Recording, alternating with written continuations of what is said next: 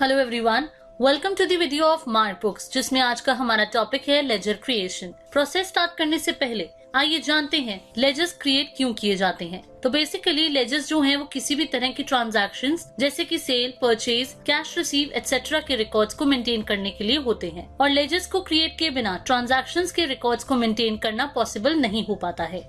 And ledgers की help से किसी भी डेट की ट्रांजैक्शन देखना इजी हो जाता है। तो आइए अब मार्क बुक्स में न्यू लेजर कैसे क्रिएट करते हैं इसका प्रोसेस देखते हैं। और आप दो तरह से लेजर मास्टर विंडो पर स्विच कर सकते हैं, एक डैशबोर्ड पर ऑल्ट के साथ एल की प्रेस करके, या फिर लेफ्ट साइड में दिए मेन्यू बार से मास्टर्स पर क्लिक करेंगे, देन यहाँ से अकाउंट्स मास्टर पर आएंगे और यहाँ से लेजर पर क्लिक करेंगे तो लेजर मास्टर की मेन विंडो ओपन हो जाएगी।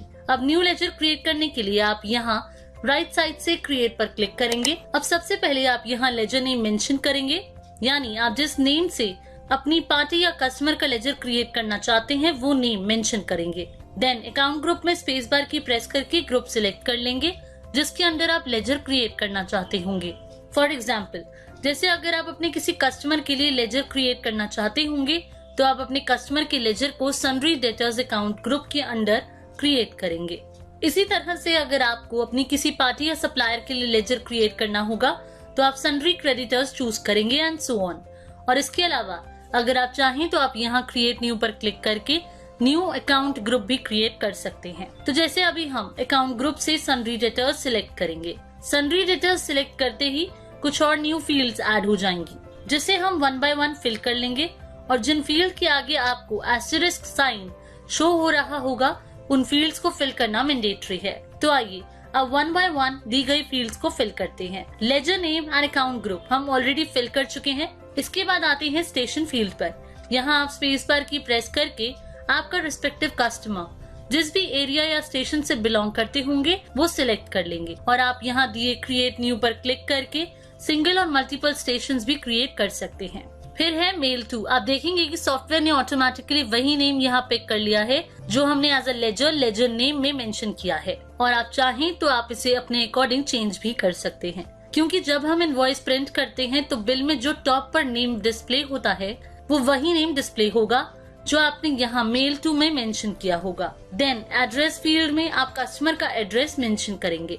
देन है कंट्री, जो बाय डिफॉल्ट इंडिया पर सेट होती है, बट अगर आपका कस्टमर आउट ऑफ इंडिया से बिलोंग करता है तो वो आप कंट्री के ड्रॉप डाउन से as per the requirement country choose कर लेंगे। देन स्टेट फील्ड से जिस स्टेट से आपका कस्टमर बिलोंग करते होंगे वो स्टेट चूज कर लेंगे, एंड सिटी फील्ड में सिटी मेंशन करेंगे। इसी तरह से पिन कोड फील्ड में कस्टमर के एरिया का पिन कोड फिल कर लेंगे। इसके बाद नेक्स्ट ऑप्शन आता है बैलेंसिंग मेथड। आप देखेंगे कि इस बैलेंसिंग मेथड के ड्रॉप डाउन में आपको दो ऑप्शंस शो हो रहे हैं, bill by bill and on account, जो by default bill by bill पर सेट होता है। बिल बाय बिल का मतलब यहाँ पे ये है कि जो पार्टी की आउटस्टैंडिंग क्रिएट होगी वो बिल बाय बिल होगी। मींस अगर आप बिल बाय बिल चूज करते हैं तो जब आप इस कस्टमर से पेमेंट रिसीव करेंगे तो वो पेमेंट आपके उस कस्टमर के किस बिल के अगेंस्ट आपको रिसीव हुई है उसकी विंडो ये आपको वहां पर शो करेगा और आउटस्टैंडिंग को बिल बाय बिल मेंटेन करेगा। और ऑन अकाउंट के केस में ये पार्टी की आउटस्टैंडिंग मेंटेन नहीं करता है, और जब आप पार्टी से पेमेंट रिसीव करेंगे तो उस केस में सॉफ्टवेयर डिस्प्ले नहीं करेगा कि किस बिल के अगेंस्ट आपको पेमेंट रिसीव हुई है। तो उस पार्टी से आपको कितना अमाउंट लेना है ये आपको उस पार्टी के लेजर में जाकर ही देखना होगा। तो अभी हम यहाँ पर बिल बाय बिल लेते हैं। इसके बाद यहाँ नेक्स्ट आता है ओपनिंग बैलेंस। अगर हमें पार्टी से पैसे लेने हैं तो उस अमाउंट को हम यहाँ ओपनिंग बैलेंस में मेंशन कर सकते हैं, और जो आपका अमाउंट है वो डेबिट में है या क्रेडिट में वो आप यहाँ से सिलेक्ट करेंगे।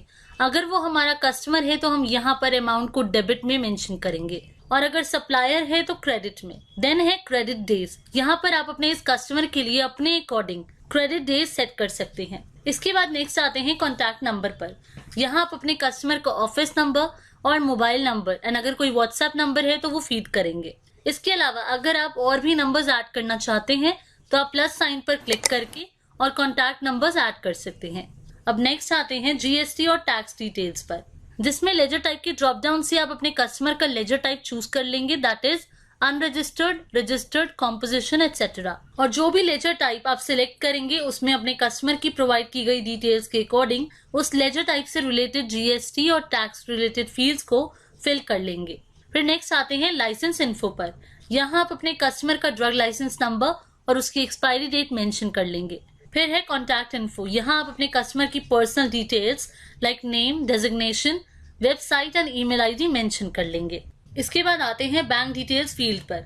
यहाँ आप चाहें तो अपने कस्टमर की बैंक डिटेल्स ऐड कर सकते हैं, नहीं तो इन फील्ड्स को स्किप कर सकते हैं। अब नेक्स्ट आते हैं अदर डिटेल्स पर।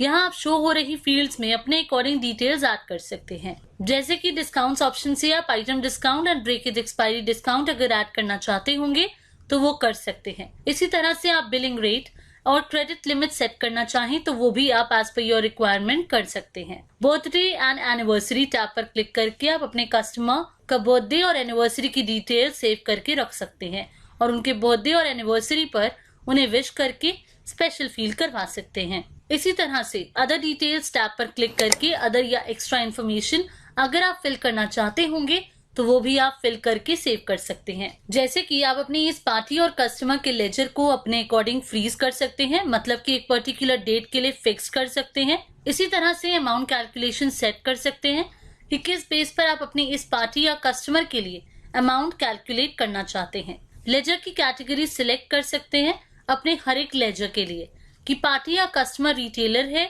स्टॉकिस्ट है, डिस्ट्रीब्यूटर है या अदर्स। अगर इस कस्टमर के लेजर को किसी रीजन से परमानेंट या थोड़ा टाइम के लिए प्रोहिबिटेड मतलब कि बैन करना चाहें तो वो कर सकते हैं। विजिबिलिटी अपने अकॉर्डिंग सिलेक्ट कर सकते हैं कि ये लेजर्स लेजर विंडो पर आपको शो हो या नहीं।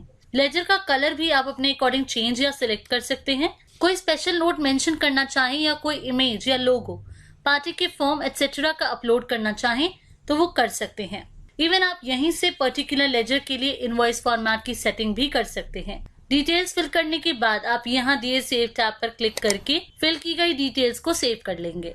इसके अलावा आप चाहें तो जियो लोकेशन भी सेट कर सकते हैं। इस तरह से सभी डिटेल्स फिल करने के बाद अब हम लेजर को सेव करेंगे, जिसके लिए यहाँ दिए गए सेव टैब पर क्लिक करके लेजर डिटेल्स सेव कर लेंगे। सो फ्रेंड्स, इस तरह से आप मार्कबुक्स में लेजर क्रिएट कर सकते हैं। Thank you.